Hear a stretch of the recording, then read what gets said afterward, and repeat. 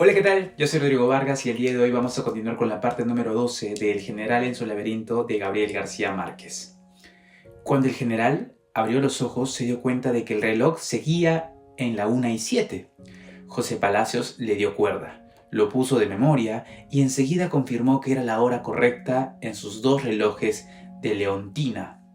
Poco después entró Fernanda Barriga y trató de hacerle comer al general un plato de alboronia. Él se resistió, a pesar de que no había comido nada desde el día anterior, pero ordenó que le pusieran el plato en la oficina para comer durante las audiencias. Mientras tanto, se dio a la tentación de coger una guayaba de las muchas que estaban en la totuma. Se, se embriagó un instante con el olor, le dio un mordisco ávido, masticó la pulpa con un deleite infantil, la saboreó por todos lados y se la tragó poco a poco como un largo suspiro de la memoria. Después se sentó en la hamaca con la tótuma de guayabas entre las piernas y se las comió todas una tras otra sin darse tiempo apenas para respirar.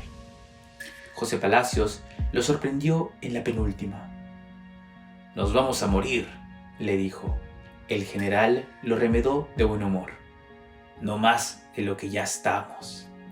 A las 3:30 en punto, como estaba previsto, ordenó que los visitantes empezaran a entrar en la oficina de dos en dos, pues así podía despachar a uno con la mayor brevedad, haciéndole ver que tenía prisa por atender al otro.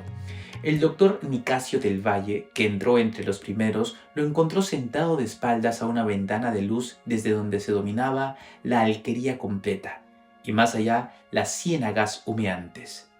Tenía en la mano el plato de Boronia y Fernanda Barriga le había llevado, y que él ni siquiera probó porque ya empezaba a sentir el empacho de las guayabas. El doctor del Valle resumió más tarde su impresión de aquella entrevista en un dialecto brutal. A ese hombre le cantó la pigua. Cada quien a su modo. Todos los que acudieron a la audiencia estuvieron de acuerdo. Sin embargo, aún los más conmovidos por su languidez carecían de misericordia y se empecinaban en que fuera a los pueblos vecinos para apadrinar niños o inaugurar obras cívicas, o comprobar el estado de penuria en que vivían por la desidia del gobierno. Las náuseas y los retortijones de las guayabas se hicieron alarmantes al cabo de una hora, y tuvo que interrumpir las audiencias a pesar de sus deseos de complacer a todos los que esperaban desde la mañana. En el patio no había lugar para becerros, cabras, gallinas y toda clase de animales de monte que habían llegado de regalo. Los granaderos de los guardias tuvieron que intervenir para evitar un tumulto, pero la normalidad había vuelto al caer la tarde, gracias a un segundo aguacero providencial que compuso el clima y mejoró el silencio. A pesar de la negativa explícita del general había preparado para las 4 de la tarde una cena de honor en una casa cercana, pero se celebró sin él, pues la virtud caminativa de los guayabas lo mantuvo en estado de emergencia hasta después de las 11 de la noche. ¡Wow! Así que le hizo mal. Después, en la hamaca, postrado de punzadas tortuosas y ventistades fragantes, y con la sensación de que el alma se le escurría en aguas abrasivas, el párroco le llevó un medicamento preparado por el boticario de la casa. El general lo rechazó. Si con un emético perdía el poder, con otro más me llevará, Caplán, dijo. Se abandonó a su suerte, tiritando por el sudor glacial de sus huesos, sin más consuelo que la buena música de cuerdas que le llegaba en ráfagas perdidas desde el banquete sin él. Poco a poco se fue sosegando el manantial de su vientre, pasó el dolor, se acabó la música y él se quedó flotando en la nada. Su paso anterior por Mompox había estado a punto de ser el último. Regresaba de Caracas después de lograr con la magia de su persona una reconciliación de emergencia con el general José Antonio Páez, que sin embargo estaba muy lejos de renunciar a su sueño separatista. Su enemistad con Santander era entonces de dominio público, hasta el extremo de que se había negado a seguir recibiendo sus cartas porque ya no confiaba en su corazón ni en su moral. «Ahórrese el trabajo de llamarse a mi amigo», le escribió. El pretexto inmediato de la inquina santanderista era una proclama apresurada por el general que había dirigido a los caraqueños, en lo cual dijo sin pensarlo demasiado que todas sus acciones habían sido guiadas por la libertad y la gloria de Caracas. A su regreso a la Nueva Granada, había tratado de arreglarlo con una frase justa dirigida a Cartagena y Mompox: «Si Caracas me dio la vida, vosotros me disteis la gloria». Pero la frase tenía unos visos de remedio retórico que no bastaron para aclarar la demagogia de los santanderistas. ¡Ay, santanderistas! Tratando de impedir el desastre final, el general... Lo voy a poner así, perdónenme. Voy a ponerlo aquí mejor, que no se me está viendo correctamente. Ahora sí, perdónenme. Tratando de impedir el desastre final, el general volvió a Santa Fe con un cuerpo a tropa y esperaba reunir otros en el camino para empezar una vez más los esfuerzos de integración. Entonces había dicho que aquel era un momento decisivo, tal como había dicho cuando se fue a impedir la separación de Venezuela. Un poco más de reflexión le habría permitido comprender que desde casi 20 años atrás no hubo un instante de su vida que no fuera decisivo. Toda la iglesia, todo el ejército, la inmensa mayoría de la nación estaba por mí.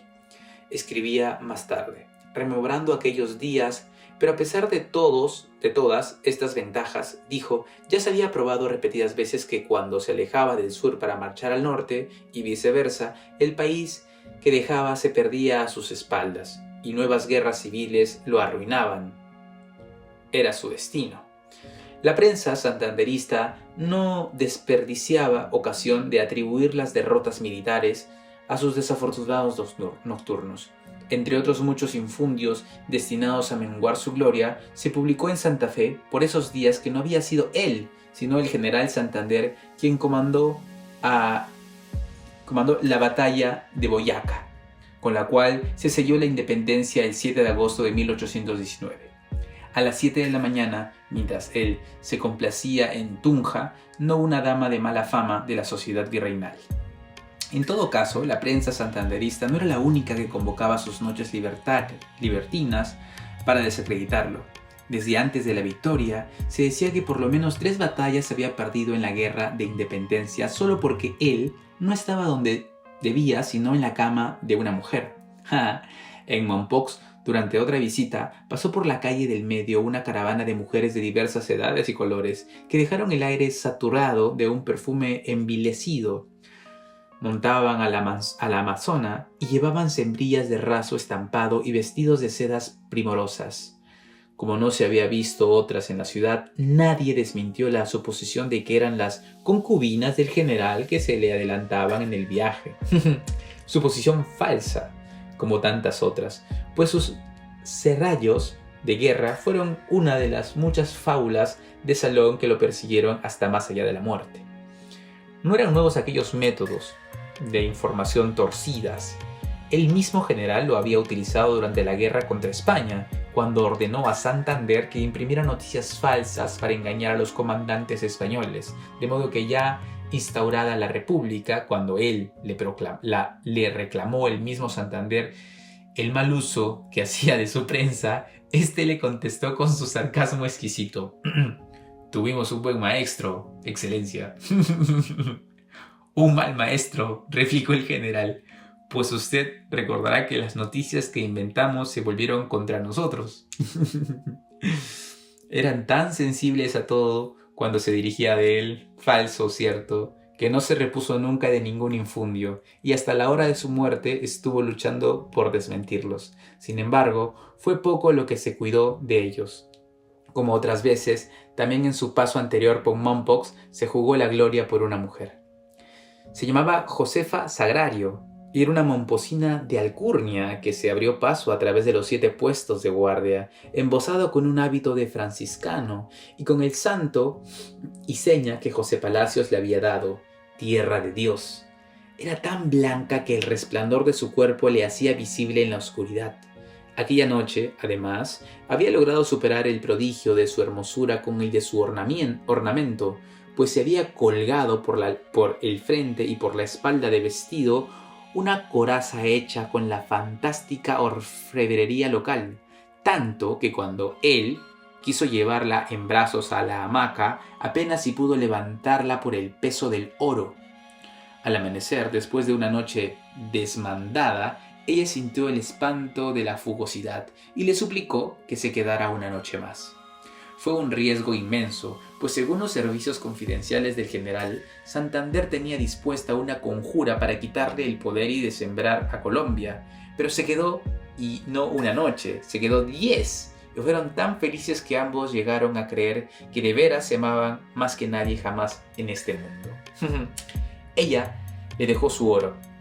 Para tus guerras, le dijo. Él no lo usó por el escrúpulo de que era una fortuna ganada en la cama y por tanto mala vida, y se la dejó en custodia a un amigo. La olvidó. En su última visita a Mompox, después del empacho de las guayabas, el general hizo abrir el cofre para verificar el inventario y solo entonces lo encontró en la memoria con su nombre y su fecha. Era una visión de prodigio.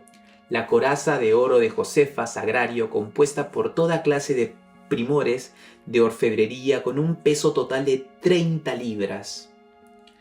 Había además un cajón con 23 tenedores, 24 cuchillos, 24 cucharas, 23 cucharitas y unas tenazas pequeñas para coger el azúcar, todo de oro, y otros útiles domésticos de gran valor, también dejados bajo custodia en diversas ocasiones y también olvidados, en el desorden fabuloso de los caudales del general. Esos hallazgos en los sitios menos pensados habían terminado por no sorprender a nadie.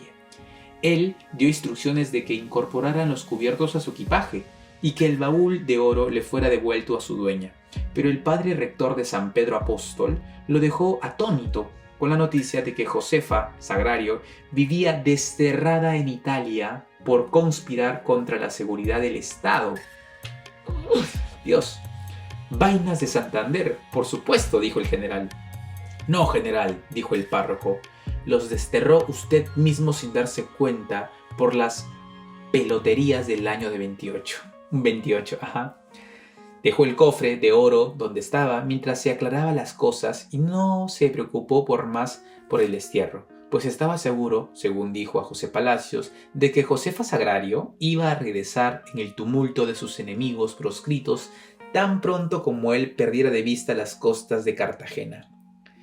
Ya Casandro debe estar haciendo sus baúles, dijo.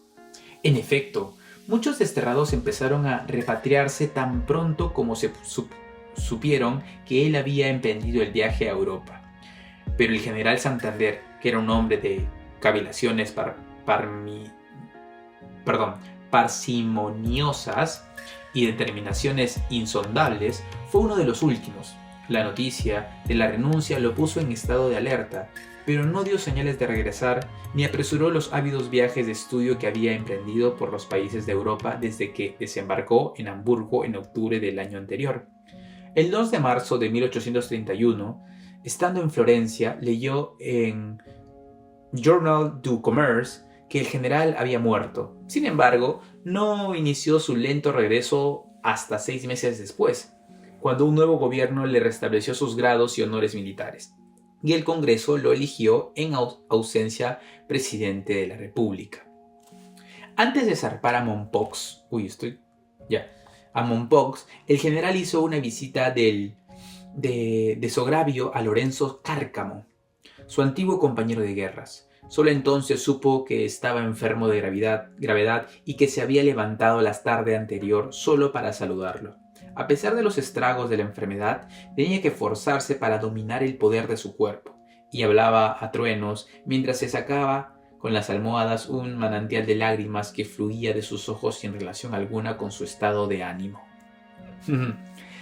Se lamentaron juntos de sus males, se dolieron de la frivolidad de los pueblos y las ingratitudes de la victoria. Sí, así sucede. Y se enseñaron contra Santander, que fue siempre un tema obligatorio para ellos, Pocas veces el general había sido tan explícito. Durante la campaña de 1813, Lorenzo Cárcamo había sido testigo de un violento altercado entre el general y Santander, cuando éste se negó a obedecer la orden de cruzar la frontera para liberar a Venezuela por segunda vez. El general Cárcamo seguía pensando que aquel había sido el origen de una amargura recóndita que el curso de la historia no hizo más que recrudecer. El general creía, al contrario, que ese no fue el final, sino el principio de una grande amistad. Al contrario, que ese no fue el final, sino... Perdón.